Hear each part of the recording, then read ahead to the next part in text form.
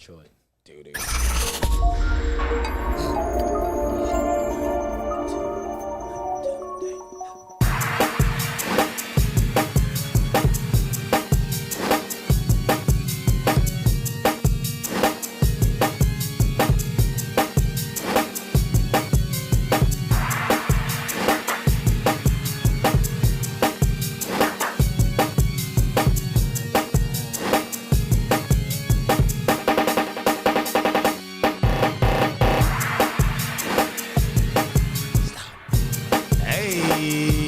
What's happening? You are now tuned in to Petty Sportz, the podcast brought to you by KINGZ Broadcasting Studios. It's your boy, the host. They call me Famous Fees. I'm also known as Facts. And I'm here live with my man, Adam. Holla at him. You already know what time it is, ladies and gentlemen. Petty Sportz, Wednesday night, 8 p.m. There is no other place you'd rather be for every bit of sports news. You see it there on the screen, episode 60. Yes, Fees and I have managed to put up with each other for 60 episodes, and we got 1,000 more coming. Appreciate everybody tuning in tonight. Of course, don't be afraid. Call the show, 678-871-9602. Hop in those comments. Scan that QR code to find every bit of content. Fees, we've got no time to waste. What we got on the lineup tonight? Man, we got some NBA on the lineup. Y'all know the conference finals is live and well. We got a little NFL action because the NFL is always on and popping. We got some college football because, you know, that boy Jimbo Fisher and Nick Saban, they've been there. Like, they've been sparring. Smoke. It's a heavyweight college football sparring match. The French Open is on and popping out at Roland Garros. And we got a Triple G Canelo Part 3. Man, it's about to go down. So y'all make sure y'all do what you do every single week. Get your popcorn ready. Get you a good stick. Get you a drink. Take out your pen and your pad. Get ready, because we about to drop some knowledge, some facts, and all of that. That's what we always do. But off the top, what we going to start off doing is recognizing you. That's right. 50,000 followers for the Petty Sportz fam. We appreciate y'all. Oh, my goodness. Y'all tune in every week. Y'all rock with the posts. We reached the 50K mark, and we want to thank y'all for being here for us. That's why we do what we do, because all of y'all are here. So, you know, we can't ever come out here and act like y'all ain't the reason that we do what we do. Literally, all the support is from you guys. Speaking of you guys, Chris G, what's happening? Jamila, Cher, thank y'all for so much for hopping in off the rip. Got about 43 strong live with us on Facebook. Again, you guys are great. It would not be possible without y'all. 100,000 followers. Like Mike said, let's get to 500K. Let's push it. We'll get there one day with the grind. But again, you guys are great. Between the QR code, every platform we've got, especially Facebook, I mean, it's been immense. So can't say enough. And Petty Sportz Black is alive and well. Appreciate y'all supporting that content also. Dropping every single week. Fees, I think we got a lot of NBA playoffs to talk about, though, man. Let's get into it. We do have a lot of playoffs, so we got to make sure that y'all know what's popping. Petty Sportz Black is on every single week. We're covering SIAC football right now. We done already dropped Savannah State, Albany State. We interviewed Shamar Bridges, formerly of Fort Valley State, who is currently a wide receiver for the Baltimore Ravens. And just tonight, which y'all will get tomorrow, we interviewed head coach Chennis Berry of the Benedict College Tigers. We are on and popping with the SIAC because Petty Sportz Black is where you get all your content for SIAC football, and it will be the rest of SIAC sports as we move forward. Absolutely. So where you looking for your content, you want HBCU sports, and you want us to chop it up, y'all make sure you come in here. You tell a friend to tell a friend. You like it, you share it. Let everybody know. That's what we do at Petty Sportz and Petty Sportz Black, because this is where it's at. So, man, we about to turn this thing all the way over to the NBA. Conference Finals, the Golden State Warriors. They're leading the series 3-1. They got a chance to close this thing out tomorrow night in San Francisco at home. So, Adam, is there any doubt that the Warriors will end this series at home to earn their 6th trip to the NBA Finals in just 8 years. Absolutely not. There's no doubt. I think this was one of those points in the NBA where Golden State, I mean, they know that they're rolling over the Mavericks, right? I don't think they truly cared last night. And you could kind of see it on the court with the fact that, Dallas was shooting 50% as a team and 45.6% from downtown. I want to say they were like 20 for 43 on their threes. And this is a series again where, it's really simple for Golden State. It's a young, kind of inexperienced team against Dallas. They've never been this far before. Jason Kidd, rookie head coach. Luka absolutely getting whatever he wants. So I just really think, that Golden State understands. It's kind of like when people talked about, with Kawhi with the load management. Did he really, truly care about some of those regular season games? Maybe that's why he would miss 15 to 20. So he would be so, threatening later on in the postseason and later on in the regular season when a lot of those, meaningful games came around. So no, I'm not worried. I don't think Golden State was really worried about this one. Should they have put their foot on the throat and absolutely closed it out? Sure, because you're going to have your skeptics out there that, don't forget the 3-1 lead in the finals and this, that, and the third. But we're not talking about LeBron James. We're not talking about the 2016 Cavaliers here. And we're not talking about a 73, and 9 Warriors team. Completely different situation. So no, I'm not worried at all. And you can even hear Steve Kerr, once they started to cut the lead, he said in an interview, he looked at Steph looked at Clay looked at Poole, and it was like, do we get back in this thing? And V's, I got to give it to you. A bench erased a 30-point lead. I'm still sticking to my guns with the Celtics, but damn, the Warriors are ridiculous. No, I'm not worried about them blowing it at all. Man, I've been trying to tell you the entire time. You've just been screaming, no, the Celtics, the The Warriors won by 25, by 9, and then by 9 again in the first 3 games to take that 3-0 lead. Yep. All 5 starters were in double figures, plus Poole and Porter in game 1. Yep. You turn around in game 2, you look at the other side of it, you got 94 points from Luka, Brunson, and Bullock, and they still lost by 9. Yep. Game 3, 86 points from Luka, Brunson, and Dinwiddie, lost by 9. This narrative that Luka has no help, that's actually not real. 94 and 86 points from 3 players is massive production. That's big 3-esque. Of course. The amount of production that they're getting, like that's not Luka scoring 70 right, and them getting 20. Luka had 40 in one of those games and 30 in the other. Yep. He's hooping. Like, we're not taking nothing away from Luka, but Luka does have help. So, he won just this one last game. He has been getting help. The Golden State Warriors will show up tomorrow. They're going to smell blood in the water. And regardless of how many points Luka scores, that is going to be the end of the season for the Dallas Mavericks. It's going to be the stadium leaking. You're going to see Mark Cuban Jesus Christ. over there making the Kobe face, like, not just the Kobe face, like the same face everybody makes when they get caught and they come on to do their apology for their cheater. They be like, yeah, that face. It's going to be more of that for everyone involved with the Dallas Mavericks because they are done. Yeah.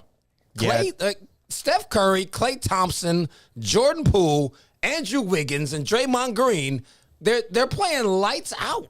The defense is too good. They're facilitating too well. They have too many guys stepping up. Everyone doesn't have to show up in the same night because there's too many guys. And even to the point of the fact that Dallas got one game, did you hear the post-game press conference from Game 3? Steph Curry was like, we're up 3-0. We're playing with house money now. He basically told you, we don't really care about this game. Like, they're going to play balls to the walls, and they'll take that game, and then we'll just end the series when we go back home. Yep. They didn't care about the game. Right. The starters came out and laid an egg. They didn't even attempt to play that game. And even though Dallas came out and played the best game they possibly could play with a 29-point lead going into the fourth quarter, the bench cut the lead to 8. You let all of the other guys come all the way back without them actually putting forth effort. That none of the starters were in, nor was Poole or anyone else that comes off the bench. They let the third string walk you all the way down to the point where this almost was a game. Yeah. That's insane. If you're a Mavericks fan, just go ahead and look for free agency and see what can happen for next season because this is done. Yeah, it's tough. It's definitely tough. Want to give a quick shout out to everybody that just hopped in the chat. Monica Sharper, what's happening? Lavondre Jackson, Chris Johnson. Here we go. Let's get it, Petty. Chris G, definitely not. 50,000 followers. Time to hire me as a sports reporter. Hard pass, brother. Hey, we love you. We need you.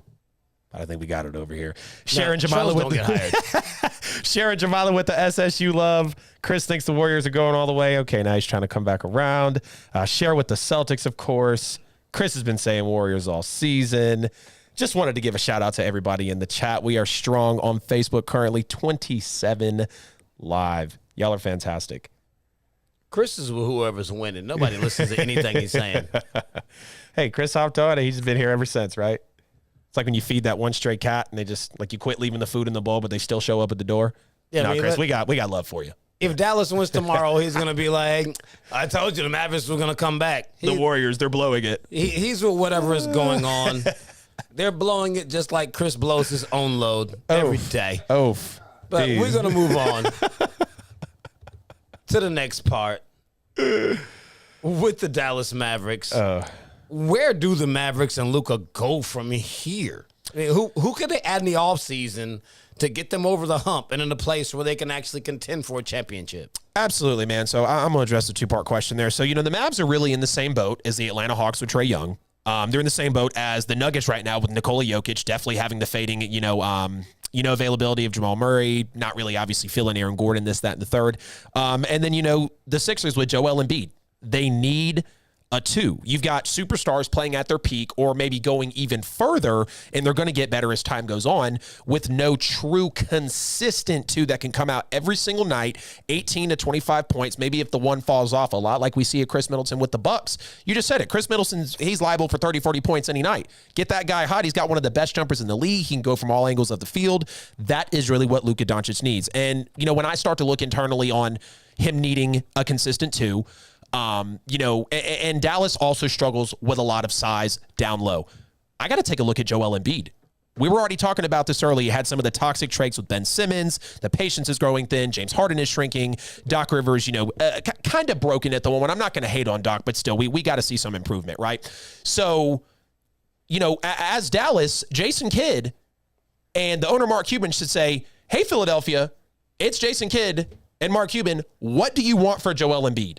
What can I offer you for him? What do you need in terms of assets, cash, whatever it might be, whatever it is? You have to go chase Joel Embiid. He would take attention away from Luka. He's a major playmaker, major scorer, and Dallas is currently 14th in defensive points per game, so he's going to hop in and help in the points in the paint. I mean, let's not act like Joel Embiid and Luka would not be a great team. Now, of course, again, it would be a lot of strings to get pulled. The good thing is, and I know someone's going to be out there and say, oh, well, Luka's ball dominant. That's true. But Joel doesn't have to have the ball in his hands. He's a great playmaker, and he's on a lot of the receiving ends. And even if he goes over to Dallas, of course, Luka will be the one to obviously bring the ball up the court. So I would definitely love to see a Joel Embiid hop out there again, 20 to 25 points a night, size in the paint, and again, with Dallas struggling to keep up with those bigs, you got a guy that's game has improved every single year. And I wanted to say Damian Lillard, but again, it's going to be a smaller player. And I know Portland's tearing it down to the studs. Dame really needs to get out of there. But if I look at truly anybody right now, I got to say Joel Embiid to the Dallas Mavericks. Make the offer. Dallas. Get on the phone. Don't waste Luka. Please don't waste Luka. That would take a lot. I mean, looking over the free agents that are available for 2022, the only ones that actually fit the description of who would actually be able to walk into Dallas and help them are Bradley Beal and Zach LaVine. Ooh, I slept on Beal. A Bradley Beal acquisition, especially at a free agency, would mean that you wouldn't have to lose anyone because he's a free agent. Right. If you could bring Bradley Beal in and he could coexist with Luka Doncic and just be out there as another reliable scorer. Yeah. So now Luka doesn't have to go for 40 for you to beat the better teams in the league. Right. He can drop 25, 30, and you could possibly get 30, 40 from Beal at any given point in time. Yep. I think that would be a match made in heaven. Zach LaVine is not the scorer that Bradley Beal is, but he will put pressure on your defense and free up opportunities for Luka, and he will get his. So if you're able to bring in either one of those guys, I think that they would actually help greatly just as far as who's available as a free agent. I mean, if you start to get into trading, now you're going to lose pieces, and the team won't actually be as good as what it is if you have to get rid of some of your pivotal pieces just to bring someone in to help Luka. Now you got a two-man show, and there's a whole nother issue because, as I stated earlier, they actually have decent pieces surrounding him. They just need someone that can consistently do it night in and night out. Yep. I highly agree with you. Highly agree, Fees. I would love, love to see a true two be able to be with Luka. Again, Dallas needs to get on the phone, whether it's a free agent, whether it's a superstar out there. Like, there are stars out there that their patience is growing thin with the teams. I just named a few for you. Jokic probably wouldn't be, obviously. Trae Young, he's still going to be there for a little while. I looked. Joel Embiid was the most obvious answer for me. Again, Dallas, get on the phone, make the offer, do what you got to do. This is a star-driven league. We are now in a moment of sports where there's not really loyalty. Okay, let's just call it how it is. Unless you're, Damian Lillard or potentially Matt Ryan, you're bailing because you want to win, because you don't want to waste, the better parts of your career. So we'll see what happens, though. Again, pressure on Kidd, pressure on especially Mark Cuban. The guy's a billionaire. You're in almost every game. I know you love your team. You've been there. Let's make it happen with Luka, man. Let's make it happen. Yeah, I mean, he's still going to need the help, like the requisite help. I don't think Embiid is an option because I think he's going to cost too much as far as money and player capital. They'd have to give up too many of their actual pivotal pieces, too many draft picks, too much money. It actually just wouldn't be advantageous for them to do that. I think picking up Bradley Beal, going into free agency, that would be the number one move. That's what the Dallas Mavericks need to be targeting going into the offseason after they get bounced in the playoffs tomorrow night. They need to be looking to see what do we need to do to get Bradley Beal to sign here. That's not crazy. I can't argue with that. That should be all the way it. But you see, we've already walked right into the 8:24 break. That means it's time to honor the late, great Kobe Bean Bryant. Count us down. 3, 2, 1. Kobe. R.I.P. Peace to the Black Mamba. Love hitting the Kobe break in the middle of the NBA playoff spiel. Mike Bell, it is time for you to hit the microphone, my man. Over to you. Thank you. I appreciate that. Adam Lewis, ladies and gentlemen, you're tuned in to Petty Sports like always every Wednesday night. We greatly appreciate you joining us. You're here with Famous Facts Fees and Adam, like I just said, and we greatly appreciate it. You could have been anywhere else in the world, but you're right here with us, making it do what it do. You know what I'm saying? So feel free to call in at 678-871-9602. 678-871-9602. That's how you can join the show and be a part of the discussion tonight. You know what I'm saying? We'd love to hear from you, all right? So do understand, this show is brought to you by Pulse 880 Radio. Pulse 880 Radio is a 24/7 internet radio station that's the pulse of Atlanta. You know what I'm saying? So they got a lot of different genres of music that I'm sure you will enjoy. All right, so go there and check them out. Type in Petty Sports, Google it. Petty Sports. My God, here I go with that. I messed that up, right? So just type in Pulse 880 Radio, Google it, and hit the play button right there. You know what I'm saying? So they support the show. We greatly appreciate them for that. And go give them some listens. All right.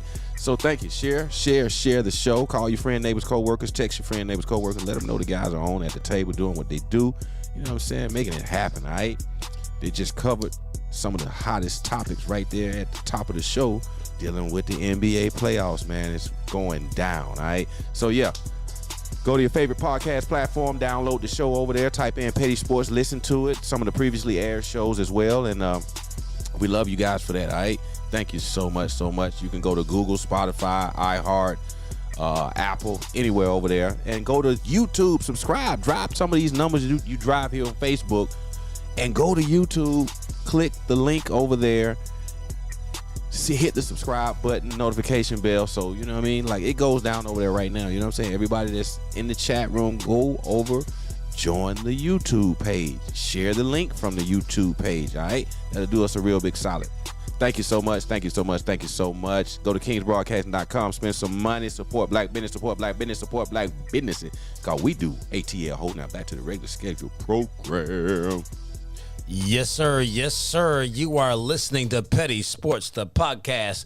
We left you off talking about the Golden State Warriors and the Dallas Mavericks. We're not going to pivot right over to the Miami Heat and the Boston Celtics. Their series is tied at 2-2. This is a back-to-back series for the Celtics where they look like a different team in every single game. I mean, how do they hold on to make their first finals appearance since 2010? They got to take advantage of the breaks that they're kind of getting right now currently in this series. You know, Butler's been banged up, and he scored 41 in game one, and everybody was all hype about it, right? But then he goes on and scores, I want to say 43, 46 over the next 3 games. So, you know, Jimmy Butler, obviously the inflammation in the knee, has been a major part why he's been inconsistent there. Kyle Lowry has played 2 games. We know he's a real defensive threat, you know, kind of a menace in a way, kind of that Draymond Green, you know, Marcus Smart kind of tiff there. So he definitely provides energy for that team.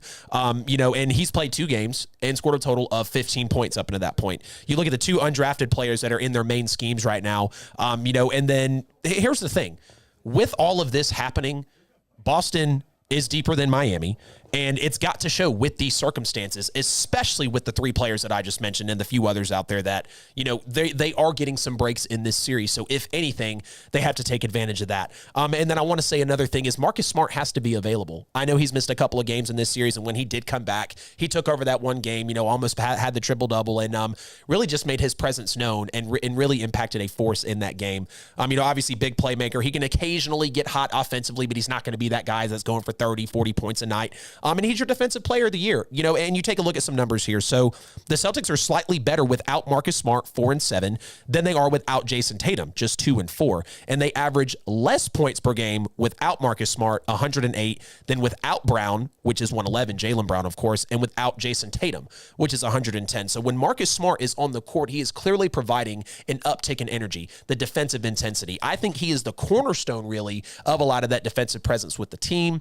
You know, obviously being only the second ever guard to win Defensive Player of the Year. So I think when you take a look at the breaks that Boston is getting right now and the fact that you really, really need Marcus Smart to be available. Look, Al Horford's sticking it out. Jaylen Brown's sticking it out. Jason Tatum is obviously sticking it out. If you can keep Smart out there, I think Boston's got as good a chance as any. Obviously, I have them going to the finals, but, you know, to win this series. I mean, I think it's absolutely just as Cher just said in the comments, the Boston Celtics are bipolar.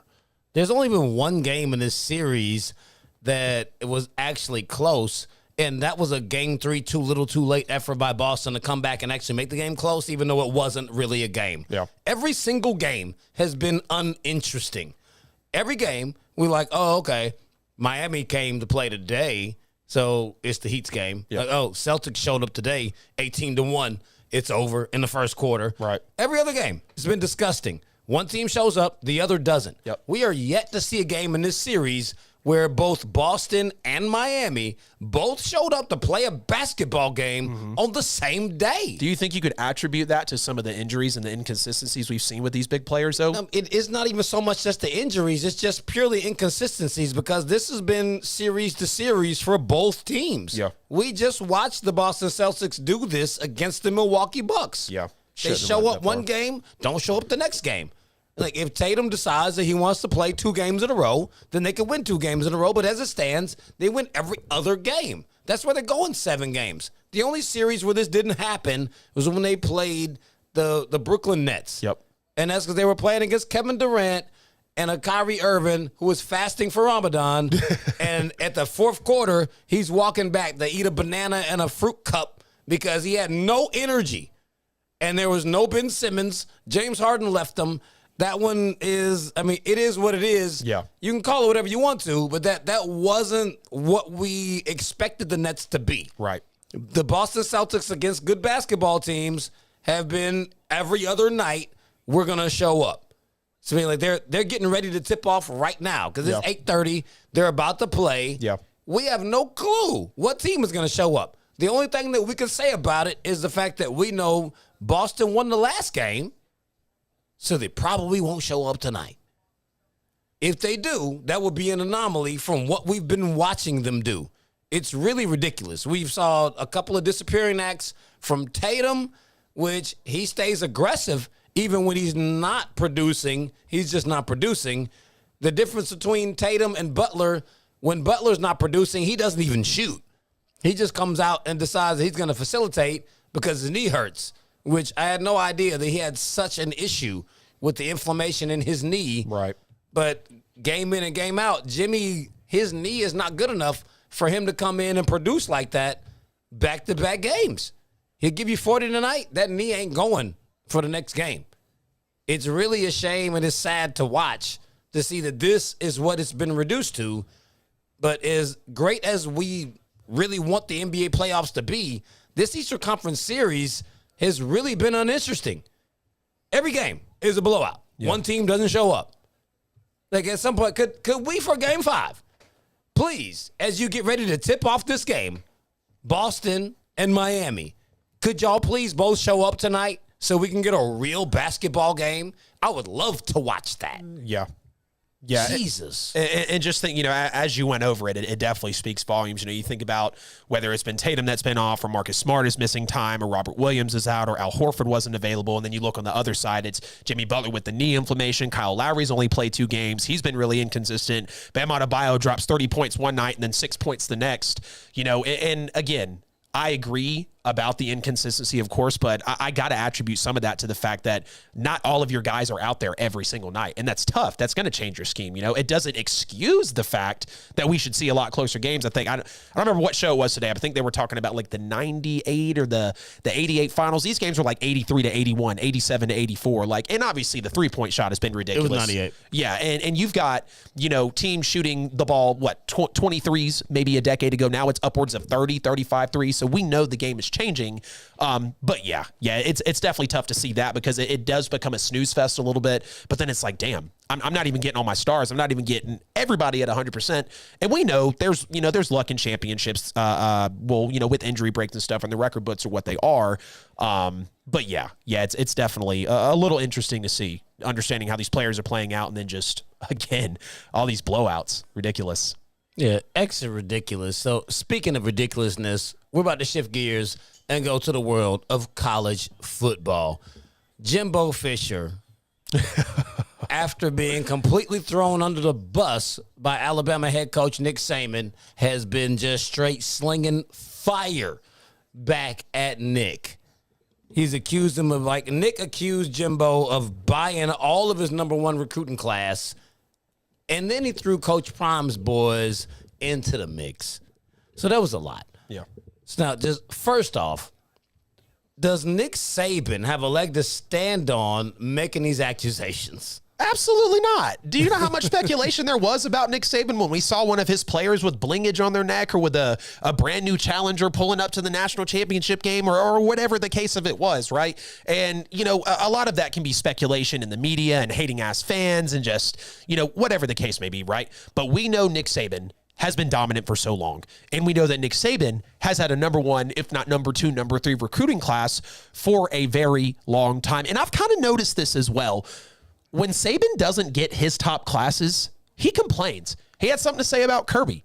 Now he's accusing blatantly, which is funny because it's like he's going out on this leg saying that if he did buy his players, who cares? This is why NIL came out. We were just talking about it with Coach Barry. They generate millions between tickets, the TV networks, the merchandise, everything.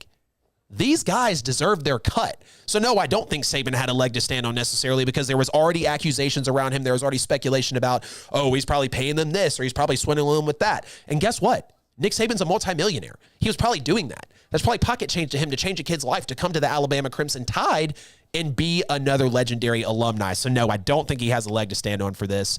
It was kind of a weak comment to me, really, for him to be so bold to say, you bought your whole recruiting class. Wow, Nick, I just can't get a congratulations. Really? I can't get a, wow, you really took advantage of NIL and got a recruiting class. Even that would have been acceptable. But no, he had to go out on the leg and say that. So no, I don't think he has a leg to stand on there. No, absolutely not. I mean, Nick Saban has had 9 number 1 recruiting classes since he's been in Alabama. Sounded like 9. He was crying. He hasn't been there that long. Right. 9 number 1 recruiting classes. No way in hell he has room to speak on another program, right, for getting the top recruiting class. He's pissy. I mean, he had a number 2 class this year. Yep. And you know who usually gets the number 1 class when he doesn't have it? Georgia, it's right? Georgia. Yep. He doesn't accuse Georgia of buying players, but I guess that's because Smart's there, and it's one of his boys, so he's okay with that. It's just because it's Jimbo, and he bought the recruiting class, so Nick Saban says. Granted, there is a slight caveat to that. Texas A&M is the only team to have a number one recruiting class that lost 4 games in the prior season. Yeah. You don't get recruiting classes that big when you don't win. Right. So it does speak to what the hell did you promise all these guys to come to your school? Because your school's not that good. Mm-hmm. Georgia gets the number one recruiting class because they'll lose 1 game, and it's to Bama, who usually also has the number one recruiting class, or it might be Clemson, who was winning championships. Where does Texas A&M fit in this mix? So, I mean, I can understand the red flag in Nick's head. Like, how the hell did you get the number one recruiting class, but you, Nick Saban, do not get to speak on that? Like, that's not for you to say. So now, moving on to the other side of Nick Saban's rant. Do you think that Nick Saban will oblige Coach Prime's request to schedule a game between Jackson State and Alabama? This one was kind of tough. I think yes, for the simple fact that it would just kind of be a solid move, I guess, for Nick Saban, because if you're going to go to the extent of, kind of in a way just randomly throwing Coach Prime in there when you're directing all your attention towards a former assistant and a guy that's really taking place in NIL. And there's no doubt that Jackson State obviously has performed, and played their cards right in NIL and bringing Coach Prime over and everything.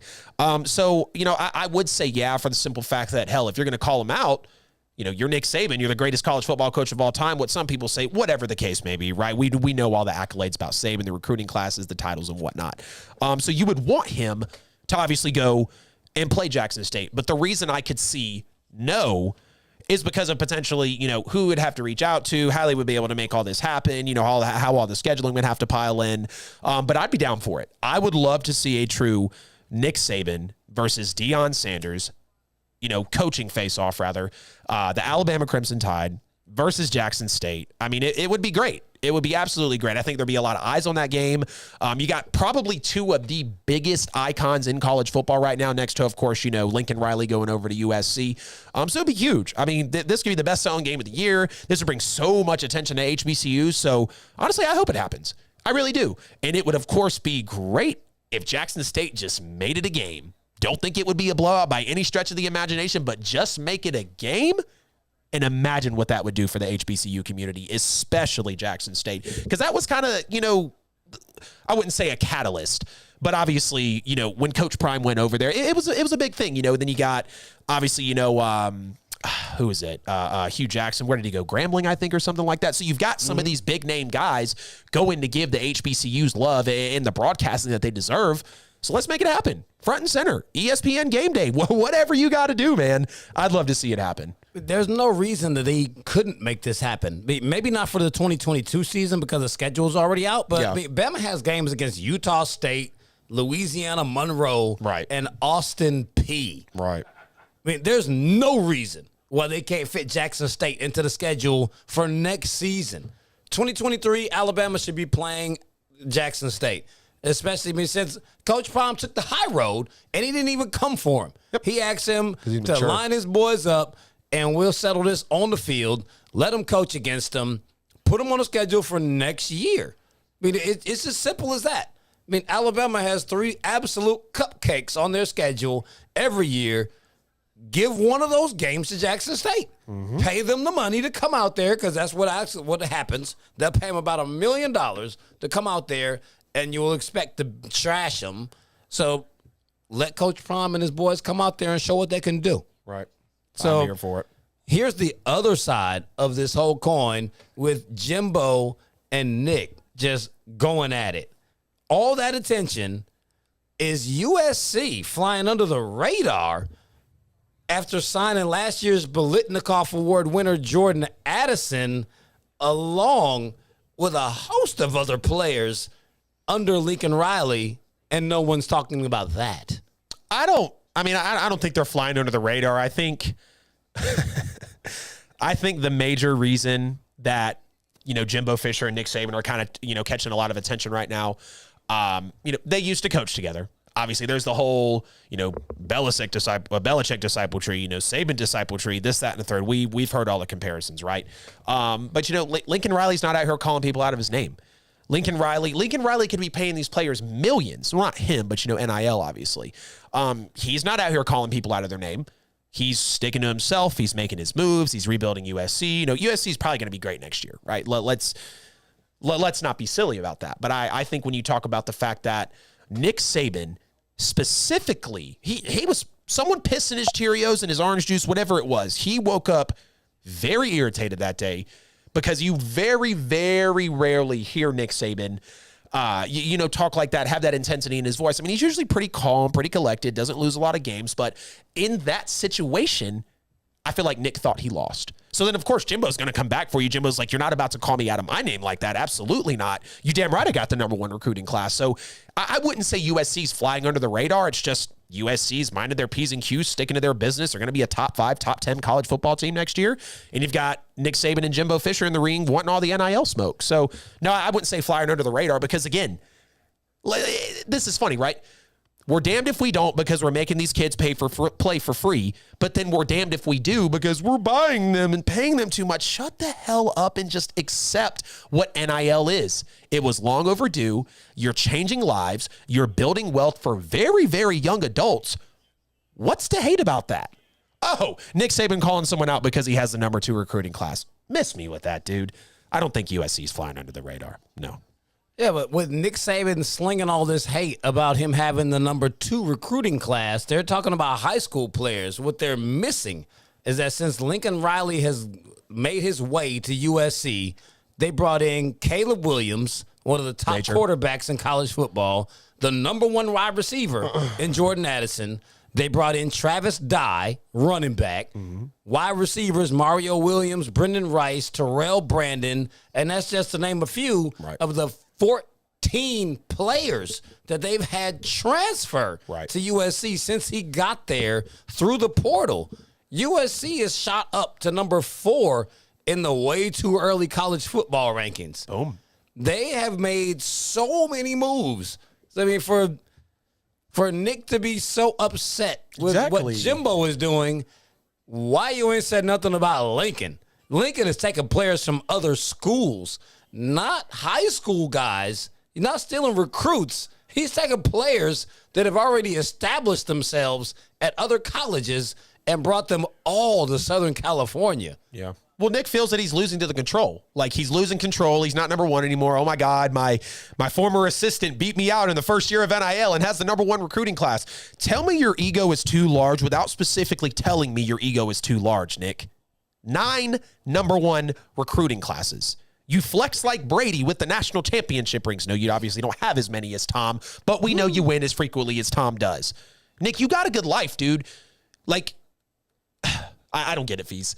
This is the type of stuff that really pisses me off when people can have it so made. And like I say a lot, just like with the Canelo fight, how are you going to be when you're off of something that's not advantageous to you? How is Nick Saban going to be this year? I still think he'll go undefeated or maybe lose one game. There's no doubt about that. But it speaks to his character, And again, he thinks he's losing the control. Oh, my God, is my former assistant. It's his ego, dude. NIL's here to stay. You act like you're not going to win at least 2 more titles before you go. I don't get it. Well, no, that's actually not what it is. I mean, you say you don't get it. I'll explain it to you. Nick did that just to create the storm. Because you got to understand who he was actually speaking to when he said it. Yeah. He was talking to his boosters. Said Texas A&M had the #1 recruiting class. We were #2. What you doing? It's because of the NIL deals, and they bought the players. Yep. I need for you to open your pockets a little bit more because they're getting some of our players. See? That's what his message was. It actually wasn't geared at Jimbo Fisher. Don't know why he added Dion into this mix.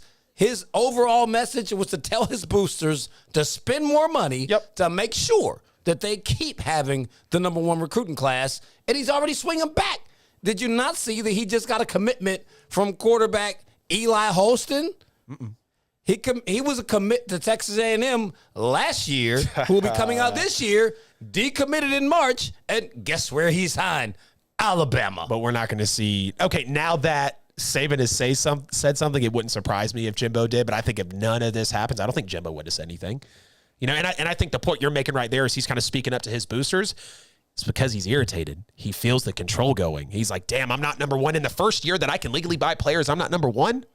No, I mean, he used Jimbo as a pawn. Yeah. He doesn't have any issues with Jimbo. Right. His whole thing was to be like, hey, boosters, spend a little bit more. Yeah. If you want these championships to keep coming through Tuscaloosa, spend more money. Yep. And he said it at the expense of Jimbo, and he doesn't really care what Jimbo has to say in response to it. Because it wasn't at Jimbo, but he's like, hey, I'll ruffle your feathers because I don't like you anyway. That's basically what it was. So, man, we've already passed the 8:45 break. We're going to throw this thing over to my man, Mike Beasley. He's going to let y'all know who pays the bills around here at KINGZ Broadcasting. And when we come back, we're going to talk about a little FCF football. Yeah. Keep it locked. Appreciate it. Famous Facts Fees, ladies and gentlemen. Thank you for tuning in tonight. You are watching Petty Sports Wednesday night edition. Like always, every week, 8 p.m. Eastern Standard Daylight Time. You are watching Famous Facts Feeds. Adam Lewis at the table doing what they do, going in on the hottest topics in sports right now. You know what I mean? So this show is brought to you by Pulse 880 Radio. Pulse 880 Radio is a 24/7 internet radio station. It is the Pulse of Atlanta, the Pulse of the South, some would say.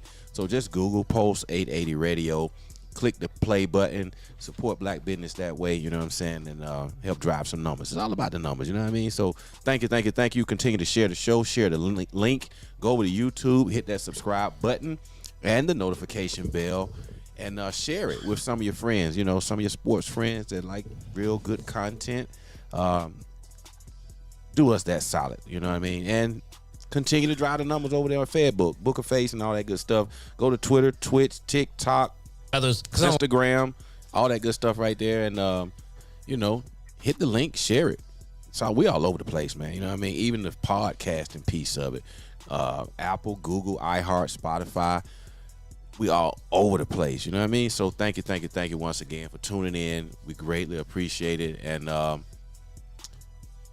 hit that QR code that you see right there in the bottom right-hand corner of your screen. Hit the QR code. You can really find out what's going on with KINGZ Broadcasting over there with the links to the radio station, some of the shows that air, you know, and KingsBroadcasting.com itself, you know, so you can go there, spend some money, hit that donate button. No donation is too large or too small. Thank you so much. Without no you, there is no us, all right? Yeah, man. That Nick Saban thing, fees before y'all go up too far off Topic. Yeah, far off topic with that. I think, you know, Jimbo used to be under Nick Saban anyway, right? Mm-hmm. And Jimbo made a statement I read somewhere this week where he was saying he was upset because out of he said the top 10 recruits that have committed have not received any NIL deals. Jimbo said that? Yeah. He said only one of his guys has an NIL deal. I was just getting ready to put that on it. It was only one out of the top 10 recruits so far. I don't know if I read it correctly, what he was saying with his school or in general for the NCAA, but the top 10 recruits have not, with the exception of one, have not even signed an NIL deal. So Nick Saban just clapping like Fee said, you know, trying to get his boosters to do more for the program so they can, of course, remain elite. You know, who would want the playing field to be level, all right? You know what I'm saying, if you're Nick Saban. All right, that's it. Support black business, support black business, support black business. They call We Do ATL. Hope back to the Red Schedule program. Yes, sir. And, you know, Nick didn't actually say they all got NIL deals. He said they bought them. That's a little different. It's not what they say. It's what they don't say. He did say that they bought them. So, I mean, that is what it is. But check it out. In the world of fan-controlled football, heavy rumors said that Michael Vick was going to come out of retirement to play in the FCF. Had everybody blowing up my phone because they know I've been at the games. And I was excited about it, too. He recently has silenced the rumors, said he's not coming out of retirement to play in the Fan Control Football League. The news excited the entire city just with the possibility of seeing Mike Vick back on a football field in the city of Atlanta. So do you see other retired NFL superstars opting to give it another shot with the Fan Control Football League? And if so, who would you want to see come back? Oh, man, I hear the phone ringing. It's like the first time in 4 weeks. Yeah, I could see other players doing it, no doubt. I mean, this is an opportunity. You've got the FCF, you've got the XFL, you've got the USFL, you've got the CFL. So now there are literally, 5 sports leagues out there that, give you an opportunity to come and play. And, the most interesting thing that might drive some athletes to go there is the fact that, I might not be subject to a coach. It's literally being called virtually. Plays being called virtually for me. So, yeah, I could see it. I mean, we've got athletes all the time that, we hear the potential spark of them coming out of retirement, or we see, athletic videos on social media. And, I mean, this is another opportunity. Carly, we hear you on the Petty line. What's your name? Where are you calling from? Hey, it's Ken. Hey, what's happening, Pimpin' Ken? Talk to us tonight. You've been going crazy on YouTube. Hey, guys. Hate to fall back on something you guys just covered, but something that kept hitting me when y'all were talking. When Saban called out Jackson State, he was calling out the pull of a 5-star recruit from Florida State to Jackson State. That was a big coup. Everybody knew it. Those old heads that are in charge of Division I schools do not want highlighting of HBCUs. The reason being is if you start highlighting the HBCUs, you start losing athletes, quality athletes, to those programs. Ugh. You were talking about young black kids getting pulled to a school that actually is going to be better suited for them.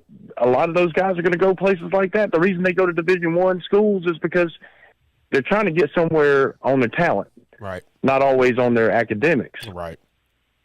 If you see those kids get pulled to HBCUs, you're going to start seeing a lot of talent missing from the Division I schools, the SEC, the Big 10, the Big 12, the Pac-12. I mean, that's just what's going to happen.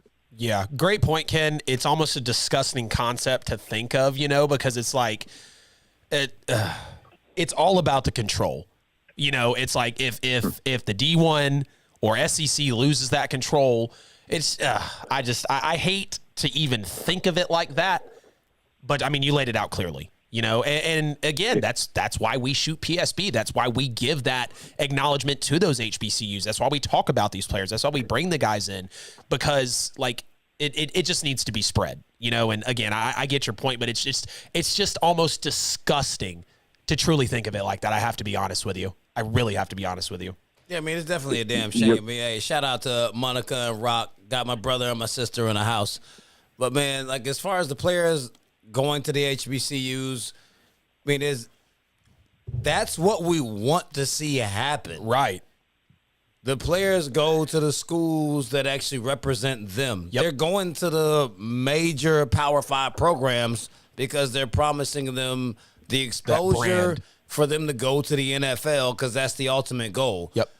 As soon as the NFL starts actually taking the HBCU program seriously, which is what Coach Prime has gotten them to do, they can see that if they go to an HBCU, they can still go to the NFL. They do not have to settle for what we've been fed for all of the better parts of everyone's lives, for mine and everyone before us, that you have to make it to one of these major programs if you want to go to the next level. Yep. So, I mean, it is an amazing thing that Coach Prime has put this spotlight on the HBCUs. If these players continue to go there, and if Nick Saban actually grants Coach Prime's team the opportunity to play Alabama, clearly they won't beat them, because the advantage that Bama has over almost everyone that they play is in the trenches. Yep. The offensive and the defensive lines are so good, you can't get any pressure on their quarterback, and you have zero time to operate your offense. But if these guys get a chance and they start getting players that can line up against them and actually put forth a product that says that they can compete, then all of a sudden, players are going to start getting drafted in the early rounds out of the HBCUs. Players will start going to the HBCUs, and the power dynamic will shift. Yep. And I'm all the way here for it. Yeah, me too. Absolutely. And like Ken was saying, we're going to let you go here soon, Ken, but like Ken was saying, it's all the old heads out there. It's that old school way of thinking. It's not wanting to give the exposure. And because everybody wants to stay on that same mindset, like you said, Fees, you've seen it for decades over decades. No one wants to truly, like a Shannon Sharp. Shannon Sharp was so transparent and said, I don't remember who he said he asked, but he asked someone, he's like, am I going to get found at Savannah State? Am I really going to go to the league? And whoever told him, they said, you just play your ass off, they'll find you, Shay. They will come and find you. And now he's a 2-3-time Super Bowl champion, Hall of Famer, So, and that's why I love Shannon Sharp's story, But, just the old school mentality of thinking it's time for the exposure. It's time to spread the wealth. There is more than enough out there for everybody, and there's no reason that we can't conform to it. Ken, we appreciate you calling in, though, man. I think you're the first caller in like 4 weeks. You might have been the last caller, too. But we're going to spill over into some FCF, man, but we appreciate you as always. Stay in those comments, bro. We love you. All right. But, Absolutely. So, man, back to the FCF, man. We're talking about who we would like to see actually join the Fan Control Football League. I mean, the whole, just the thought of Michael Vick coming back just sparked up so much speculation. Yep. I mean, what if we got all of the retired NFL superstars that still got juice that could come out there and play in this league that's nowhere near as demanding? They only play for 9 weeks. It's a 50-yard field. They're basically playing NFL blitz on a real football field. What if we could get Randy Moss or a Calvin Johnson? God, I was thinking the same thing. Or an Ocho Cinco to decide that they want to come back and play in this league. Yep. Do you know what kind of fanfare that we would get from it?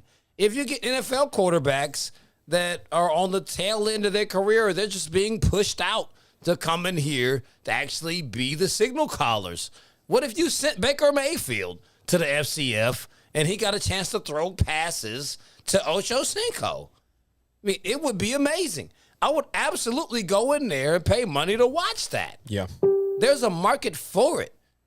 I mean, if the FCF is able to actually get retired or forgotten about NFL players to come over there and play in their league could actually jump into the forefront all the way ahead of the USFL and the up-and-coming XFL as the league to watch, and that's what we would actually be waiting to see, because the other leagues, they just don't have the names.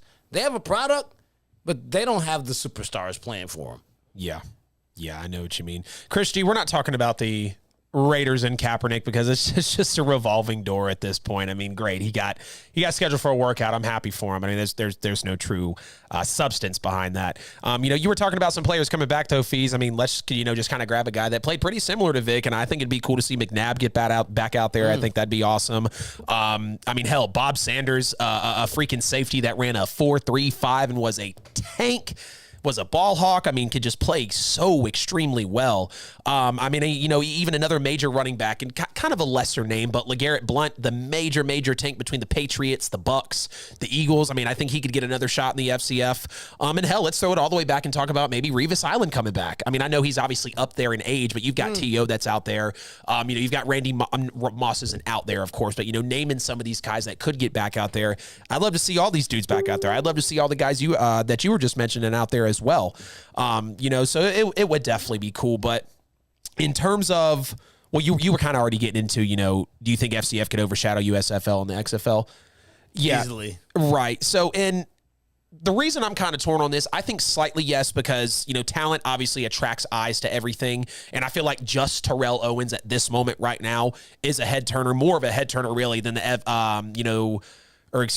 in the FCF, than the other two leagues. I mean, hell, maybe even combined.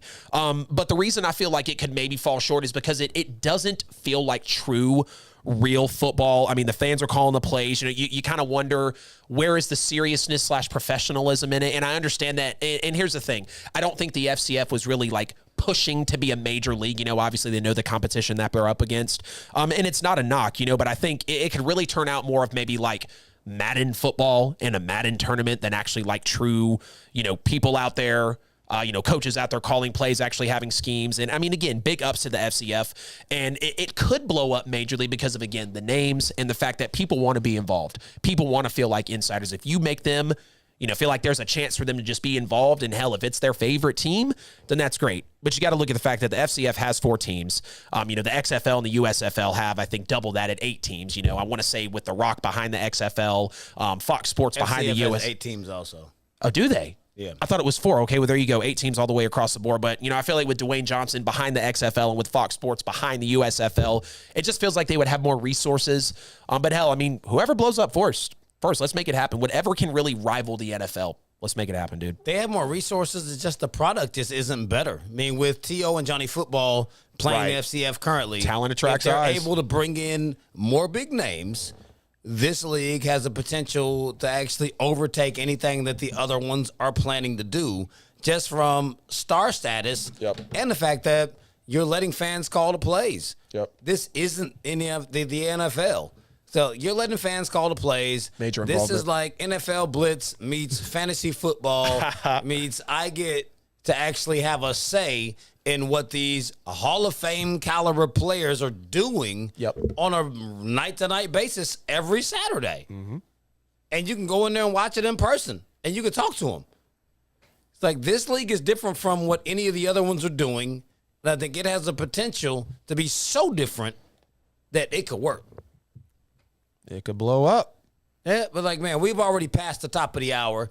It is 9:03. We're going to pass this thing back to my man Mike Beasley. And when we come back, we got to chop it up about the French Open because it's going down in Roland Garros. Keep it locked. Thank you, ladies and gentlemen, for tuning in. Like always, every Wednesday at 8 o'clock p.m. Eastern Daylight Time, you are tuned in to Petty Sports with Famous Facts Fees, Adam Lewis, doing what they do. All brought to you by Pulse 880 Radio. Pulse 880 Radio is an internet radio station here in Atlanta, Georgia. They play music 24/7. I know they got some you'll like, so just look them up, Pulse 880 Radio, hit that play button, and just, enjoy the vibe. You know what I'm saying? It's a vibe over there, for real, for real. So thank you. Share the link. Continue sharing the show. Everybody that's in the chat room doing what you do, keep it up, man. Keep it up. We love seeing that. Feel free to call in at 678-871-9602. 678-871-9602. That's how you can join the show and be a part of the conversation tonight. Yo, we had Pimp and Ken call in, right, a little earlier. So, hey, who'll be next? We want to hear from you guys, all right? Go to your favorite podcast platform of preference, Apple, iHeart, Google, Spotify, all that good stuff right there, man. And type in Petty Sports and check us out. Listen to us over there, man. You know what I'm saying? Or listen to the guys. They really lay it down. And this show will probably air in the next day or so. That way you get to share it and listen to it in your car as you go to and fro your different destinations. And continue to hit those hard thumbs up emojis and all that good stuff right there. And let us know how we doing. Hit the QR code, and you can get the whole rundown of what King's Broadcasting is bringing forth. And, you can tune in that way. Go to YouTube. We really trying to pump that YouTube page up, man, and drive the numbers over there. So when you go over there, hit the subscribe button, notification bell, and that way you won't miss a beat when the show goes high. You're doing a great job on Facebook, so no instructions needed over there. All right? So everybody that's 50,000 strong on Facebook that's supporting the show, go over there, do the same thing. We greatly appreciate it. All right, you know what I mean? We love you guys. Hey, continue to support black business, support black businesses, because we do. ATL. Hold back to the regular scheduled program. You already know what time it is, ladies and gentlemen. 9:05 p.m. Eastern time, right at the top of the hour here on Petty Sports. You could have been anywhere else on a Wednesday night, but you're live and direct with the Petty Sports crew, brought to you by King's Broadcasting Studios and Pulse 880 Radio. You see the QR code on the screen. Scan it. Check us out. I don't got to tell you where we're at because you already know. Anywhere you can find content, you can find Petty Sports. Been a great first half of the show. Y'all are going off in the comments. Now let's talk about some French Open. So it's here. It's alive. It's well and underway. And the usual suspects, of course, have come to perform. We got Novak Djokovic potentially going to tie Rafael Nadal for the men's Grand Slam. Or on the contrary, will Nadal increase his lead over the Roger Federer and the Joker with his 14th French Open win? Triple F, tell me how you feel about this here. I mean, it's pretty much a foregone conclusion. I mean, we've watched over his career what Rafael Nadal has been able to do in the French Open. He owns this tournament. He has 13 French Open titles, which is far and away more than any tennis player, men's or women's, has won at one single Grand Slam tournament. He owns the clay. He's the king of the clay, and it's not even close. So long as he doesn't have another knee injury, Nadal is going to win his 14th French Open, which would subsequently be his 22nd Grand Slam title, which would take him now 2 above Federer and Djokovic. It's unfortunate because of the happenings with Djokovic getting kicked out of the Aussie Open due to all of the COVID nonsense, and he didn't get to play. But it is what it is. And then we look at the grand scheme of things, it's only going to come down to how many titles that you were able to actually obtain. And Rafael Nadal is in a driver's seat to now not only have more titles than Federer and Djokovic, he's walking up on Serena. Serena has 23. Nadal has 21. If he wins the French, which is damn near a foregone conclusion, that'll sit him right there at 22. We know Serena's not really going to play anymore. Then there's Margaret Court with 24, but that was before the Open era.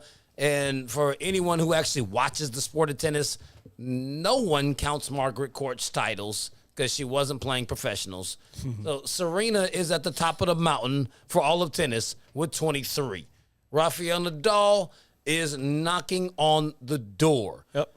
I don't think that Joker can beat him on clay. I mean, he's done it once. But outside of that, Rafael Nadal is damn near flawless playing at Roland Garros. He does not lose on clay.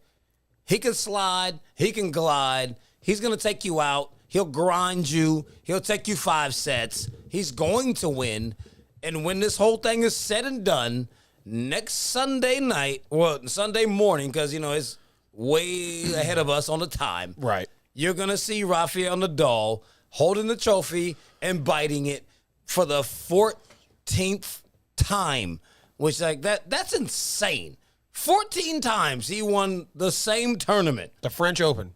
Yes, 14 of what will be 22 Grand Slams, 14 of them will be from the French Open. The dude owns the clay. If you're playing on that orange surface, then you best believe that Rafael Nadal is winning, not betting against him. It's more ridiculous to bet against Nadal on clay than it is to bet against Brady. Yeah, you're not lying, man. The stats definitely don't lie to you. The numbers never lie. I would definitely have to go with Nadal as well. I mean, like you said, this guy literally owns the tournament.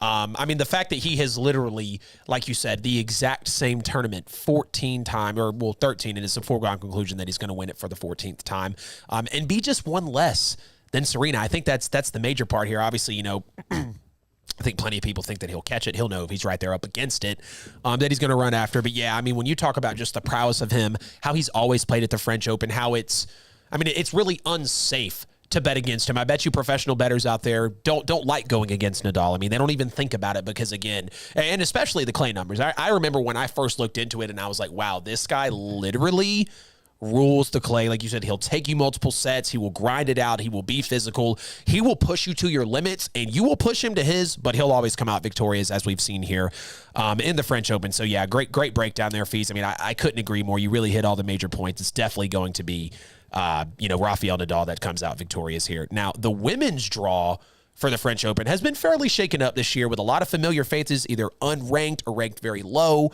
Naomi Osaka's already been eliminated. You got the champion from last year, I believe, that was eliminated as well. Do you think we could see a first-time Grand Slam winner in this year's Women's French Open? I mean, as much as it's shaken up, I actually don't. I mean, they have people ranked very far back, which I think that has a lot to do with COVID restrictions, players not playing. They're not getting points in the tour, so they're subsequently ranked really low. I mean, we look at Allison Risk. She's not ranked at all. Madison Keys, she's 22nd. Halep, she's 19th. Karolina Pliskova, she's ranked 8th. Sabalenka's the 7th. They're all in the top half of the draw, so they're going to meet each other. But as I said, there's no Barty in this tournament. Neither of the Williams sisters, this is the first time we've seen that in quite a long time. You got now at the bottom half, Sloane Stephens, not ranked. You got Kvitka at 32. Kerber, she's sitting at 21. Leylah Fernandez is at 17. Coco Gauff is at 18. Azarenka at 15. And they're all in the bottom half. So all of these ladies are going to meet each other in addition to the newcomers that they have ranked much higher. I don't think the newcomers actually have what it takes to knock any of these ladies off. So out of that group, I mean, I think we're looking at possibly Pliskova or a Kerber or even Fernandez. I mean, if I had to just take a shot at it, I'll take Leylah Fernandez versus Karolina Pliskova to make the final of the French Open for the women. It's not going to be one of these newbies. They're only ranked that high because of the current circumstances, and these ladies will grind it out. Yeah. We can come back to this in 2 weeks when it's actually time for the women's final, because that's going to be, not this Saturday, but next Saturday. So we'll see what it is.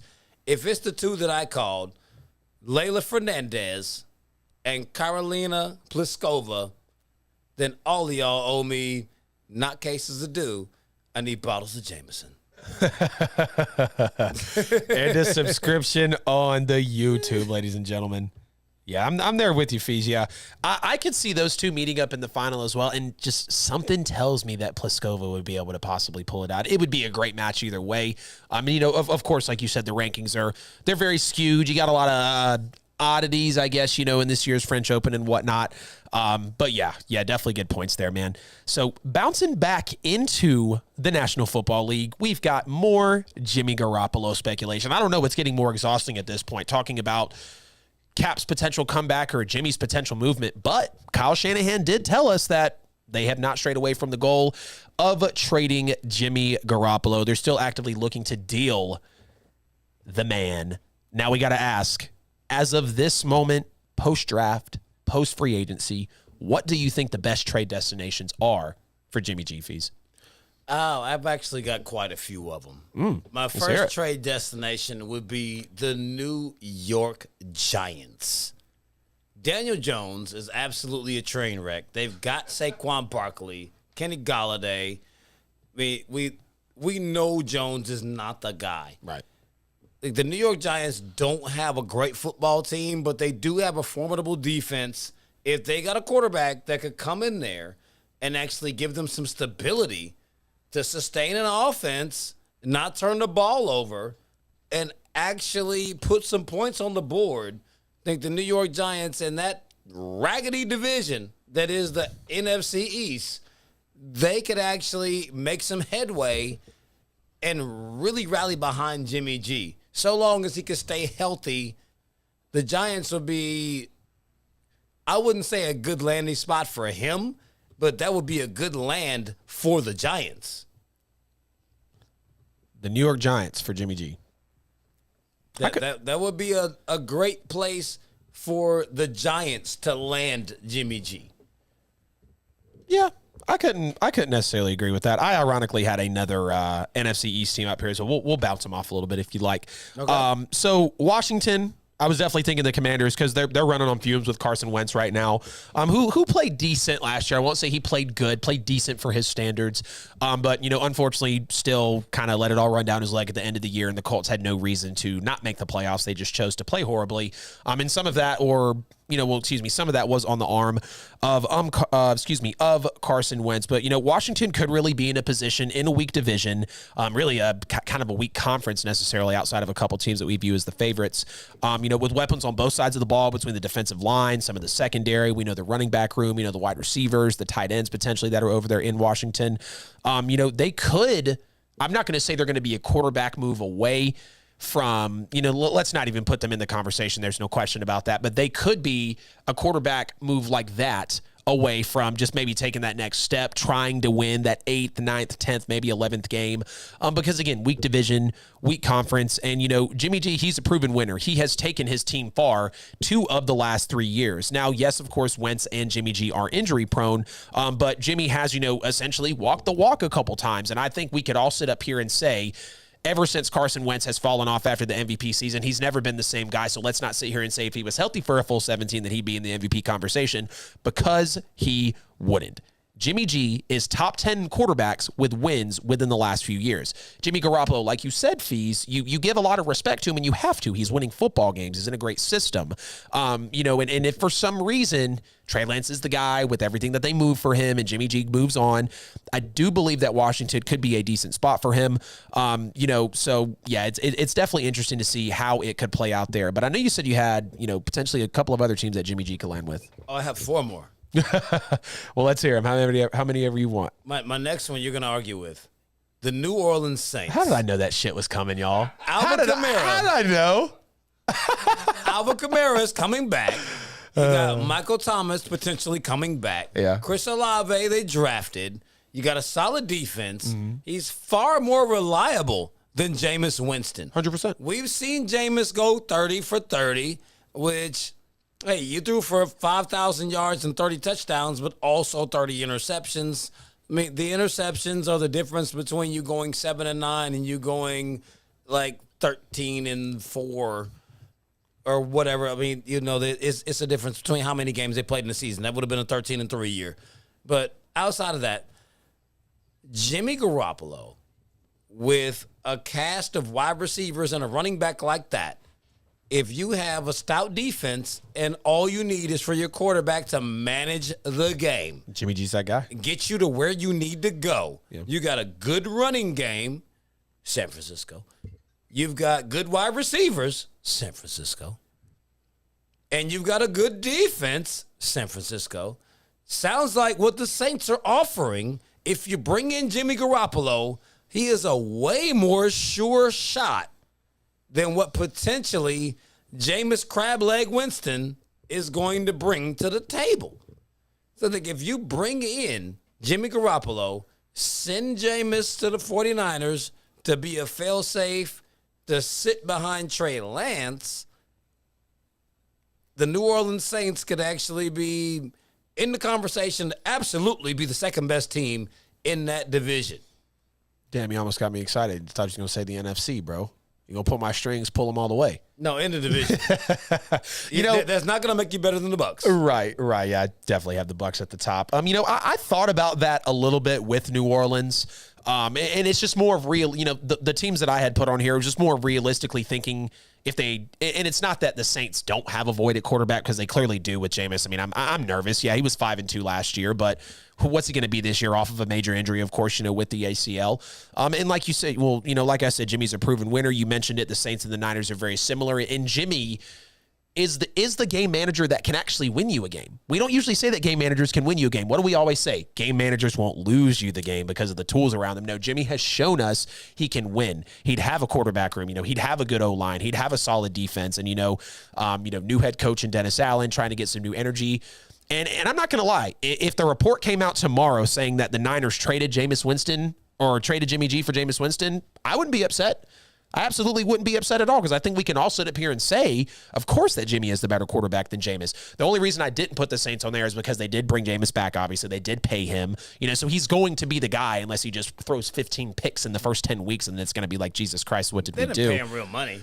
Well, yeah, of course they didn't pay him real money, but they gave him enough of a check to say, hey, here's what we've got for you. You can perform if you'd like, but it's also low enough to where, again, if the trade came out tomorrow, I wouldn't be shocked. It's not like, they paid him the farm. Another team for me, though, would ironically be another NFC South team, and Pimp and Ken said it on YouTube. I would say the Carolina Panthers. I would say that you look at Sam Darnold and, obviously he's been a rat guy. Everyone was freaking out. Oh, God, the Panthers were 3-0. Look at the defense. Look how Darnold's playing. It was the Jets. And then the next 14, 15 weeks went on, and you were like, oh, wow, he's the same quarterback.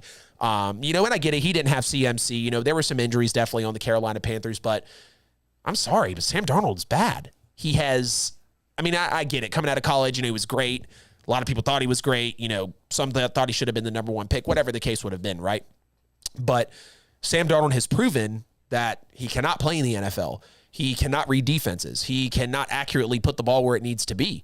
And you talk about bringing in a Jimmy Garoppolo where you hope he's got a healthy CMC. You've obviously got a couple of receivers out there. You got a pretty solid defensive line that performed well last year. We know the defense that's in, Carolina. So again, you start going through some of those kind of key points that make Niners, make the Niners what they are. And then you put Jimmy into that. And it's like, damn, the NFC South kind of does present some of that. So I would say Washington. I would say Carolina. Those are the only two I truly had. I'd love to hear a couple more that you have, though, because Jimmy G, it's, again, he's a game manager that would win it for you. So let's hear some of those other teams, Fees. Carolina was absolutely one of the teams that were on my list because, he could come in there and absolutely be far better than Sam Darnold. Oh, yeah. But since you drafted Coral or Matt Corral, or however the hell you say his name. Damn. Oh, man. Coral Reef, Corral, that guy Matt, they drafted him. If they want to groom him, you don't want to groom him under Sam Darnold. You want to groom him under Jimmy Garoppolo. Right. You bring in Jimmy.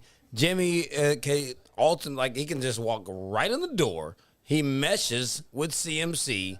He can run your offense, especially in a division that is absolutely winnable because outside of the Bucs, the other two teams that you're playing against are also trying to figure their lives out.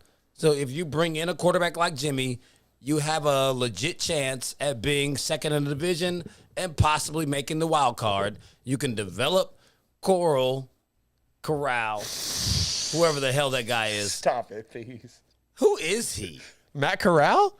He was the quarterback from nobody. Was it Ole Miss? Yeah, he was at Ole Miss. Yeah, there was a lot of hype around him, but there were some reports that said that he fell so far to the Panthers because of his alcoholism and depression. And damn, I hate how transparent they get, but NFL digs into your life. They're like, hey, how was it growing up? How would you deal with adversity? What happened at this point? That probably just means that he's a real dude, but if you give him time to sit behind Jimmy Garoppolo, he can develop. And then, Jimmy's going to get hurt. Right. So he's going to come in, but he doesn't have to come in immediately, and you don't have to leverage your future on him because you know that Jimmy actually is that good. But outside of the Carolina Panthers, one of my other teams, I've got the Seattle Seahawks. They've got Drew Lock. He's clearly a backup quarterback. Yep. Nobody is hinging their future on Drew Lock. He's got DK the Metcalf and Tyler Lockett. If they're not planning on tanking, then now Jimmy has formidable weapons to throw to. And I don't think the Seattle offensive line is nearly as bad as what Russell Wilson made it look. Russell Wilson made their line look terrible because he holds the ball for a very long time, and he scrambles because he waits for the home run ball on every play. You bring Jimmy in, Jimmy is going to get rid of the ball quickly because Jimmy learned under the Tom Brady system. He is like, hey, this is open. I'm going to get rid of it. I don't want to get hit. And I'm going to make sure we keep the drive alive. And he'll try to kill you by a million cuts. Just hit you. Long drives, clock control. I think Jimmy could be a good fit in Seattle. Granted, it is a division rival. That's why I didn't put them on there. But I don't know that San Francisco is all that concerned about the Seattle Seahawks, and they might actually give them to them. Yeah. It's a good point. Definitely a good point. But my fifth team in this mix is the Houston Texans. Oh. He could bring some stability along with what Lovie Smith is bringing to the table. I forgot Lovie was there now. You know Lovie is a defensive coach. He's going to put together a defensive culture that says that you're not going to just walk into Houston and put 50 points on them. They're going to be committed to defense. They're going to try to stop you, and that's going to be their thing. What Lovie needs is a quarterback that can just be consistent, take care of the football, sustain long drives, and complement his defense. So, I mean, anything that they actually bring into Houston, Jimmy Garoppolo can facilitate whatever it is that Lovie is trying to do, because he's the perfect quarterback to go along with a strong defense and an okay offense. He's going to keep your vanilla offense going. He'll move you down the field. He is absolutely okay with a drive that lasts for 10 to 15 plays where he hands the ball off and throws short passes and the defense brings it home. I think he could go to Houston and help them to make a much quicker turnaround for that Texans team. I was thinking about Houston as well. You know, Houston and Seattle, obviously they're kind of tearing it down to the studs, especially Seattle. I mean, they lost their best offensive and defensive player in one day.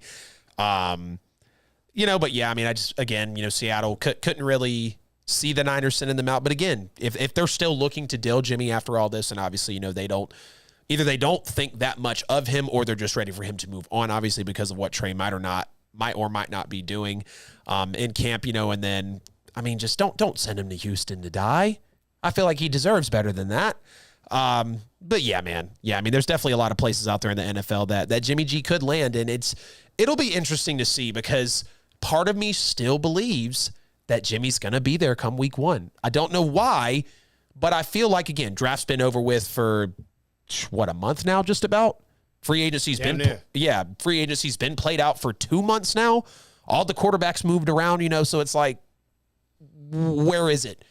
And a lot of people have said, are they asking for too much? Are they not getting the offers that they want?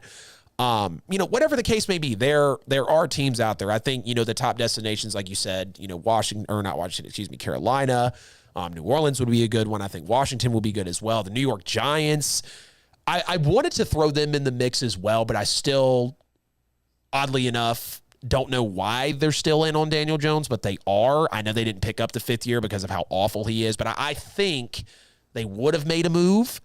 But, I mean, who knows why they're not right now. So, but yeah, definitely a lot of places for Jimmy G to land. So we will see about it. What do y'all think, though? Call back into the show, 678-871-9602. Y'all kind of went quiet on Facebook for a second. Oh, there goes Wesley Davis. I see Wes talking about what the chances are of Jimmy G going to the Tennessee Titans. I mean, Ryan Tannehill and Jimmy G are very similar quarterbacks. If you traded Tannehill for Jimmy, it wouldn't be much of a difference. I mean, I do think Jimmy is slightly better than Ryan, but it's negligible. Right. Jimmy G has taken his team farther than Ryan Tannehill, but Jimmy G has also had damn near the exact same teams as Ryan Tannehill. Yep. He's gotten them to the NFC Championship game twice and one Super Bowl. Ryan Tannehill has gotten his team to one AFC Championship game. You bring in Jimmy, you don't have any wide receivers. There's no more Julio. There's no more AJ. You've got an injured Robert Woods coming in to fill the void for both guys. You have no one to throw to. You let Jonnu Smith go.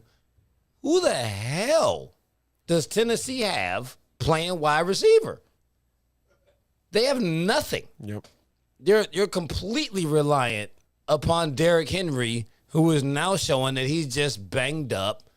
Last year, they got the number 1 seed in the AFC, and everyone dumped on the season that Ryan Tannehill had. He actually had a good year considering he had nothing to work with and still ended up with the number 1 seed.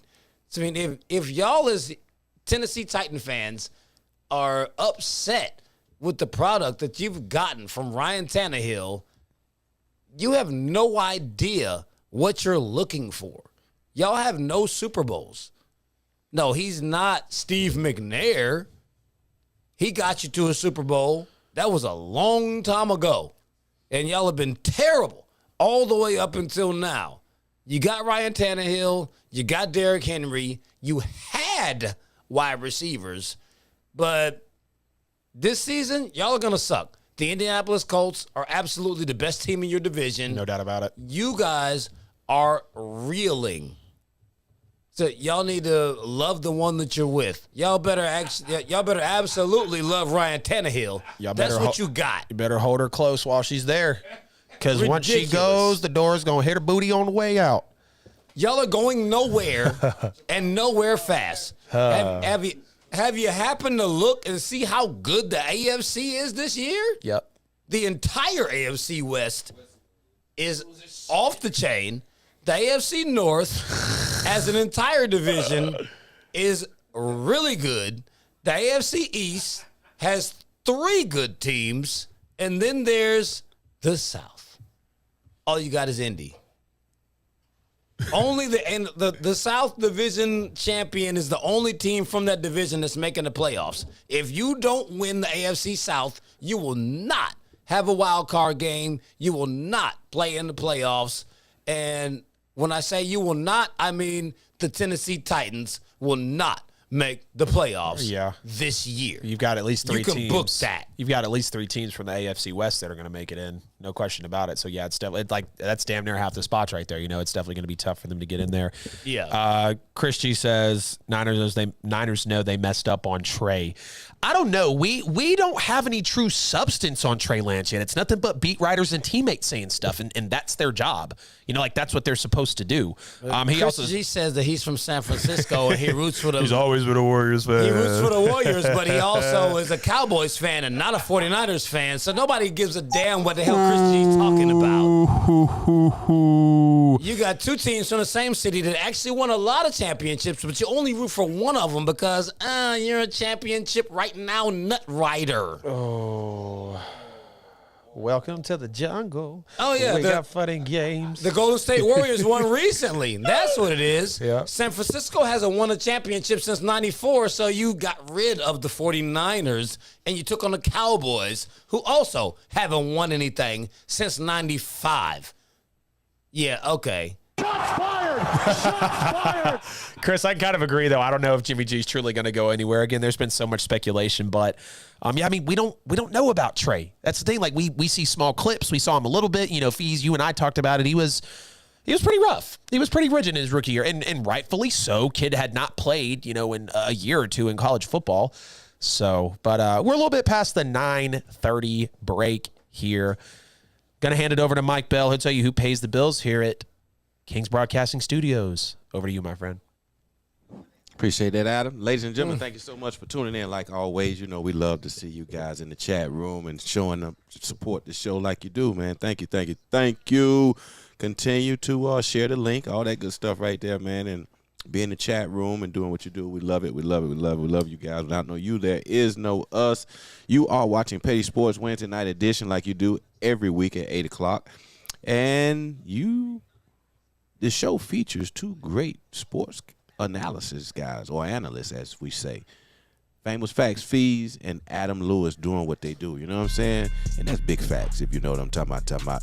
These guys go in every week on the hottest, the latest, and greatest. You know what I'm saying? So share the link. Continue to support the show that way, and join and subscribe to the YouTube page. Subscribe to the YouTube page over there on the Petty Sports page. Petty Sports with a Z. You know what I mean? We love it. We love it when we see those numbers going up and away. All right, you know what I'm talking about. And go download the show on your favorite podcast platform: Apple, iHeart, Google, Spotify. You know what I'm saying? We all over the place. Join and subscribe. Follow on the different social media platforms: TikTok, Instagram, Twitter, Twitch. You know, they over there. You know, just type it in. Go over, check them out. You know, we there. Everywhere you want to be. All right, how about that? And thank you so much once again. You know, Got 25 minutes of good show left, so stay tuned. Feel free to call in at 678-871-9602, 678-871-9602. Where are you? All right, ATL Hope, back to the regular scheduled program. Thank you so much, Mike Bell. We're zooming back here, 9:35 here on Petty Sports, ladies and gentlemen. I know we're a little bit past fees. Do you want to hit the match, or should we just go right into boxing? What are you feeling here? You think we can hit all three? I feel like we can hit all three. Oh, yeah. All right, let's get them in. There we go. So the match 2022, where everybody loves to get out and play golf with the sports legends, will feature all NFL quarterbacks this round, as we have maybe Team Petty with Tom Brady and Aaron Rodgers against the young crew, Josh Allen and Patrick Mahomes. Next Wednesday night at 6:30.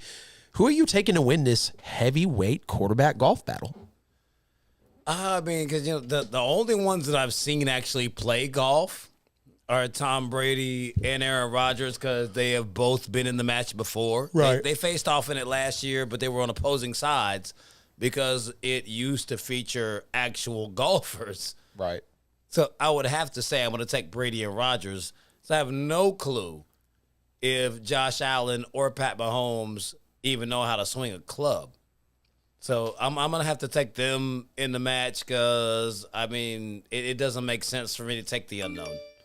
Yeah, I would definitely have to take Brady and Rodgers as well. I just feel like when we're talking about, again, experience, they've done it before, quite a few times actually, and I mean, I don't think they're horrible at golfing. I'm not going to say that they could obviously, compete in a professional golf match, but we're talking about a couple young kids here, and Patrick Mahomes and Josh Allen. And I mean, you really hit it all, the nail fees. It's a fairly simple question there. So yeah, I would take Tom Brady and Aaron Rodgers to win the match. Now, I think what everybody looks forward to is all the beef back and forth, the banter, the crap talking. Which side will have the pettiest comments or jokes of the broadcast fees? Oh, I mean, that's going to be Tom Brady hands down. If you've seen the ads for the match, Yeah. he had the little, like, I won't say it wasn't a blow up. It was like a cardboard cutout of Mike Evans. And then he turned around and was like, yeah, Mike Evans won't leave me because Devontae Adams left you and Tyreek Hill left you. And if you're here long enough, Josh, someone will leave you too. But I always got Mike Evans. I'm like, damn. He came for the neck. Like, just in a promo. Like, if that alone doesn't tell you that Brady is coming out throwing haymakers, his shots at everybody are about to be legendary. And I really hate that it's going to be next Wednesday at 6:30, which means that we'll be in here. We'll get to hear some of it, but that's not something that you just watch while the TV volume is off. That's something that you actually want to listen to, because the best part of that is going to be the commentary. So, I mean, we'll hear some of it, but I want to hear all of what they have to say, because that's going to be next level with the trash talk between those four guys. I mean, I really think it's going to be all Brady and Mahomes talking, really. Aaron Rodgers will have some little snide comments on the side because he doesn't talk that much. But it's going to be Brady and Mahomes are the talkers of that group. Yeah. I think if we're talking about sides, I think Brady and Rodgers would definitely be the ones to, have the petty comments. And we've seen how, Brady's been ever since he's left New England, and, being on TikTok and social media, Instagram, all that good stuff. And just, really letting loose, really getting out there, really being transparent, and, plugging himself into these podcasts and just trying to be more active in the social media game. And then, of course, we got Aaron Rodgers, who loves to nonchalantly throw people under the bus, be petty, snide comments, like you said, fees. So I definitely think it would come down to Brady and Rodgers. They're just more of the snarky ones, and of course Mahomes, he loves to talk as well, between the Super Bowl against the 49ers, the Super Bowl against, Tom Brady, all the AFC title games he's been wrapped up in, all the intense moments he's been wrapped up in. And we're kind of noticing Mahomes a little bit too, whether it's comments about Justin Herbert or it might be in the post game. He's got some things to say. There's no doubt about that.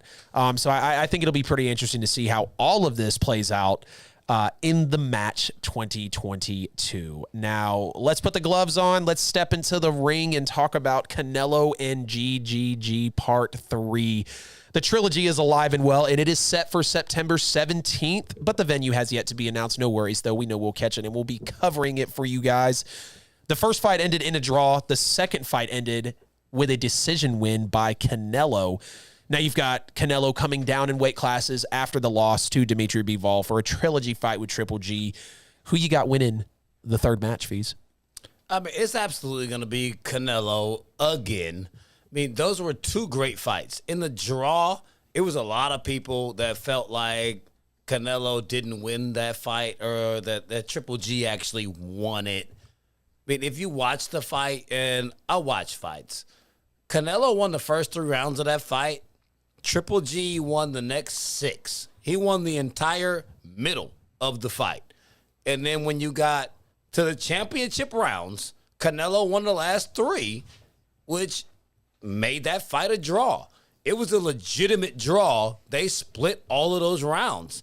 And then we came back in fight number 2. Canelo figured out what Triple G was doing, and he imposed his will on him, and he won that fight. So for any of the Triple G fans that feel like Triple G won the second fight, you're a fanboy because he lost. He absolutely lost that fight, and I'm pretty sure you fanboys are extra hype about the rematch, thinking that, oh, Triple G is going to get to avenge his defeat where they stole the fight from him. They didn't steal the fight from him. He lost the second fight. It was a very good fight. He lost it. And now coming into a third fight for the trilogy, now that Canelo has been fighting in a higher weight class, he got beat up by Bivol. I mean, no doubt, he did not win that fight. There was no one who would try to tell you that Canelo beat Bivol. He got whooped up. He went up in weight class. He couldn't handle it. But what I will tell you is what he experienced in the upper weight class is he got hit with power that Triple G does not possess. Yep.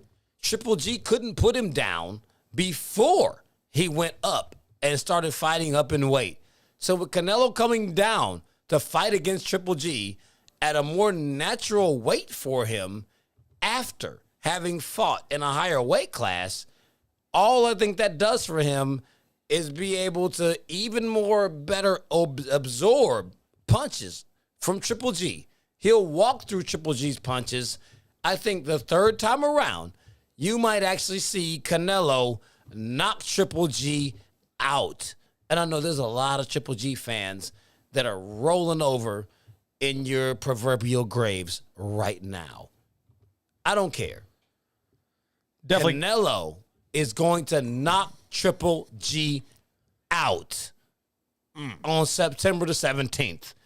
Book that.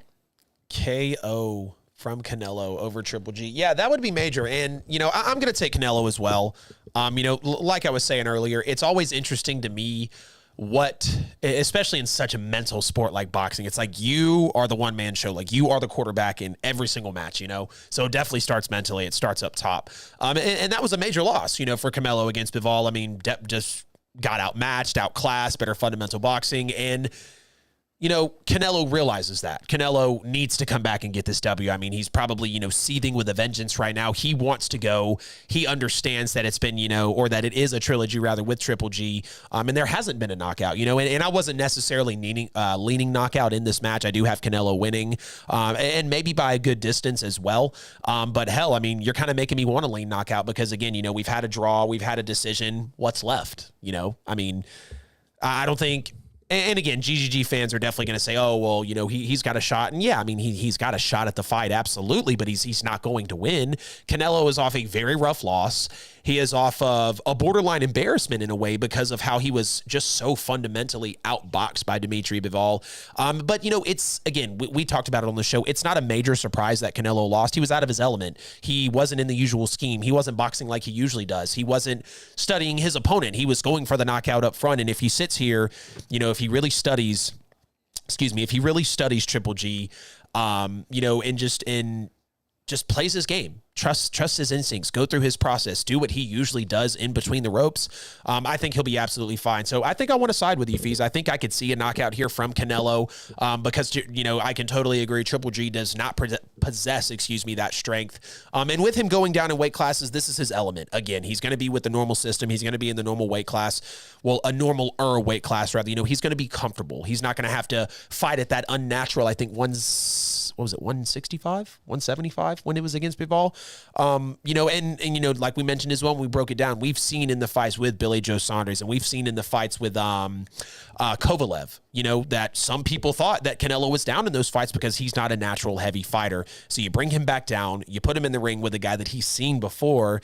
It's kind of lined up for Canelo, and this is going to be great for his career. This is going to be great to just kind of skip over that Bivol fight. Of course, Triple G and his team are going to be studying it, no question, but this is going to be something that he's going to bounce back. I think he has to bounce back more than anything. And this feels like Canelo's fight, no doubt. So Canelo Alvarez with the W, September 17th of 2022. That's going to be a great fight. That's going to be a massive fight. I would be interested to see which one would hang with that or potentially surpass it. And, there's going to be fights that come before and after, but this one's going to be huge, especially just with the position of these two guys' career right now. Oh, yeah, man. We could absolutely sometime down the road see Canelo rematching Bivol. If he comes out here and knocks out Triple G, he may have another fight here or there against someone. Don't know who the next opponent will be. But he's at some point going to want to avenge the way he got ravaged against Dimitri Bivol. He's going to want to come back and get back in the ring against him. So I think sometime down the road, maybe 2024, we're going to see Canelo Bivol 2. Yeah, you would. I don't think there's any question about that either because, boxing loves running it back, UFC, just any combat sports. It's all about, and we talked about that too. It's like, is he going to immediately go for, what's it called? I think that was Esparza and, whoever the fighter was, can't place it right now. Thug Rose and Esparza, But yeah, you want to see, can Canelo adjust? Can he float comfortably in that heavier range? Because I don't think it'll necessarily be a knock on him, but you're going to have the critics out there. And who cares necessarily to listen to the critics if they're trying to pick that much? But you're going to have some people that are potentially like, he just wanted to hang around in a class where he was comfortable. He never wanted to really challenge himself. But that's the funny part is Canelo has continued to challenge himself. He's continued to, take on these major fights. He's continued to fight the big names. So I would love to see a Canelo and Bivol match. I almost demand it in a way because that was only Canelo's second loss of his career. And he was just so badly outmatched. Like he's never boxed like that before. Ever in his entire boxing career. Even even Floyd, he was trying to study him. He was trying to understand, the scheme of Floyd. And obviously, Floyd being the best defensive boxer we've seen, it was just hard for him to crack the code. But yeah, I would definitely love to see a Canelo Bivol rematch. Hell, maybe this year or if not early next. But something that is gracefully finally being discussed in the National Football League is the Pro Bowl. They might be eliminating it. They might be bringing in flag football. Some players don't even want to necessarily be involved physically in the Pro Bowl because they want to enjoy their offseason. They want to enjoy their vacation. So, Fees, I got to ask, what are your ideas on necessarily replacing the Pro Bowl if that were to come down to it? Some of the ideas that they actually had come up with, I had already discussed in prior conversations. They could absolutely just do flag football. Mm-hmm. They don't need to hit. Just come out. Let us get the skilled players. Let us see them do their thing. They could do flag football. They could do more skills challenges. So, the only issue is the actual Pro Bowl game. The skills challenge activities that they do between the they play dodgeball, got the quarterback challenges, right? The quarterbacks throwing against the DBs, all of that stuff. That's cool. We watch it. It's actually exciting. We come on here and we talk about it. Yep. It's the game that's the problem. So you could add more events. You could make it flag football. You could actually do a NFL's fastest man. They actually used to do something like that. You could bring that back. Put them on the track. Put them on the field. Actually, I would rather see them race each other on grass in cleats. Yeah. because putting them on a track is more so like they're 40 times. That's just straight track speed. That has nothing to do with football. The guys that are fastest on the track are not necessarily the fastest guys on the field when they run on turf. So put them on the field. Let them do a fastest man contest. You could even add something like letting the wide receivers, DBs, whoever is in that class of agility, let them do a 3-on-3 tournament in basketball. Let them just mix it up a little bit. Give me something that's going to be entertaining for me to watch. If they play basketball, because a lot of those guys were like all-state basketball players. Most of the NFL players were good at more than one sport and could have actually made it in more than one sport. So let them showcase the other talents that they have. You could do a 3-on-3 tournament. You could do a NFL player home run derby. You could do all kinds of things to make the All-Star, the Pro Bowl weekend much better than what it is without having this nonsense fake two-hand touch game. We know it's a two-hand touch game. Let them play flag football and then have all the rest of these events. They would be cool. Let me watch my favorite players play 3-on-3 basketball.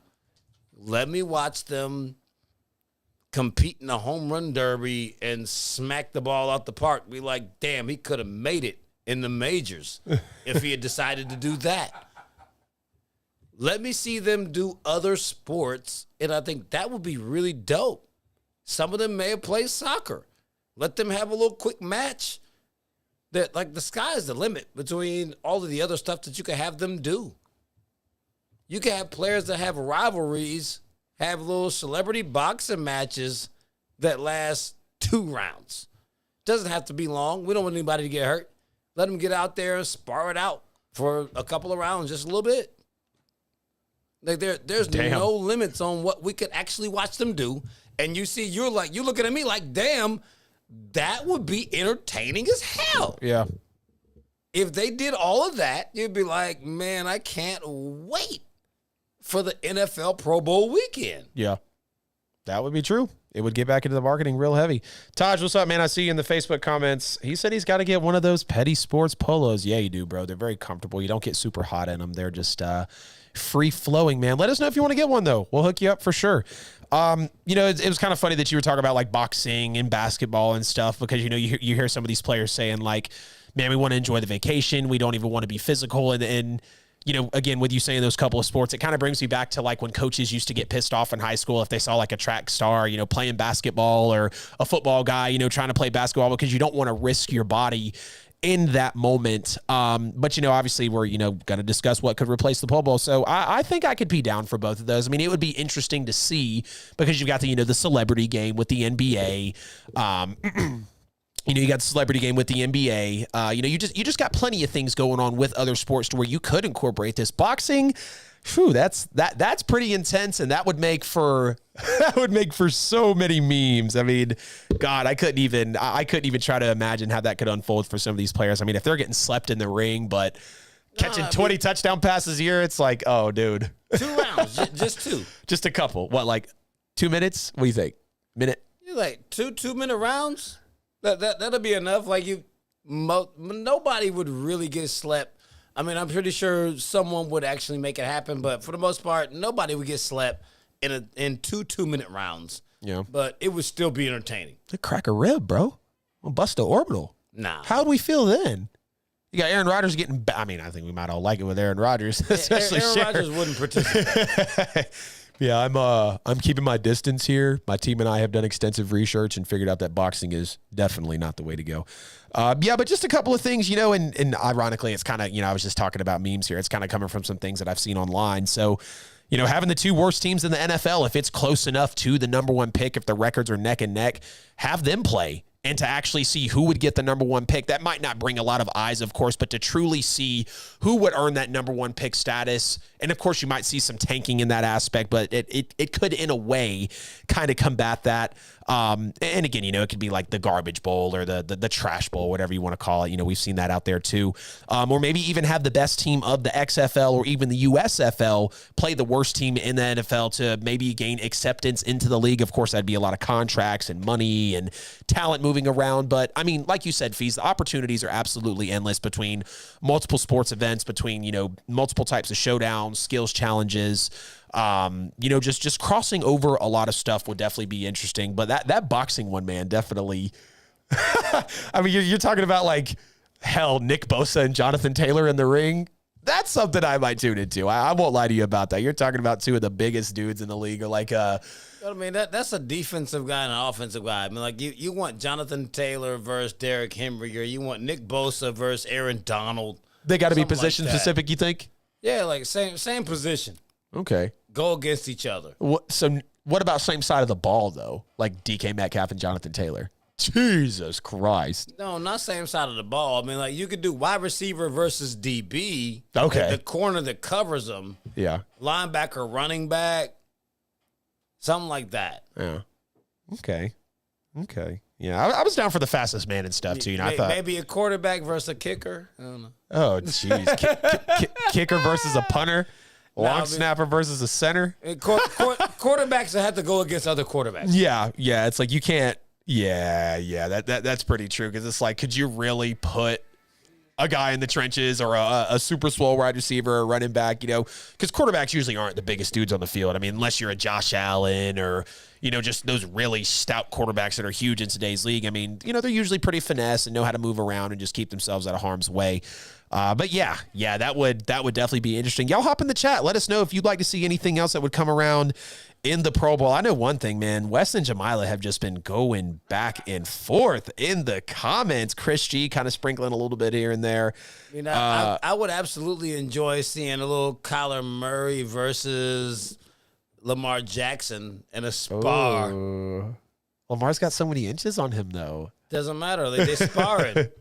Yeah. You see them get in the ring, move around, see who can get a little tap. You got the jab. They both got the athleticism. We'll see who's getting touched. Yeah. Like there's endless possibilities of what we could actually see if we matched up positions or opposing positions to have boxing matches. That would be intense. That home run derby sounded pretty cool as well. I think that's something you could potentially get down with. Chris G, you want a polo, bro? You're going to have to talk Fees about that one. He controls the shirt distribution.